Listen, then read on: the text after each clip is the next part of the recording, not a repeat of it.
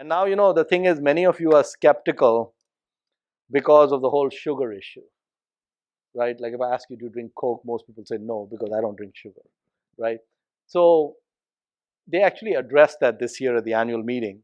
So Warren says that he's 86 years old, in great health, been consuming 5 Cokes a day, cherry Cokes, since he was 6 years old, and so he dismisses all these health issues people bring up with sugar and whatnot, and he says that he wishes he had an identical twin brother who spent his whole life eating broccoli. And he said, if I had this identical twin who would just drink broccoli and plain water, then we'd have a, a test. We would see him at 86, and we'd see me at 86, and we'd see who was healthier.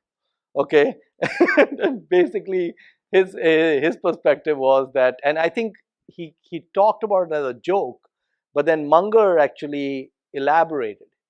He said it is very dumb to discuss negatives about a product without discussing the positives, right? So one of the things we have to realize as humans is that, yes, excess sugar has problems, causes health issues and whatnot, but having a Coke at certain times will add a lift to your step, right? And so that lift to your step, it's very difficult to quantify. And I think this is the reason why Warren says he wishes he had a twin brother, because the thing is, the guy lives such a happy life on all fronts that I think science doesn't fully understand the impact of low stress and happiness on health, right? So there's an impact there which we don't fully realize, but I'm pretty sure it's there. So yes, if you go wild and crazy and have huge amounts of sugar consumption and then that leads to health issues, there's a problem. But you can be Usain Bolt drinking 2 Cokes a day and be just fine. So there is so they don't see the sugar issue being a significant issue for Coke. And the second issue with Coke is they now have more than 100 brands.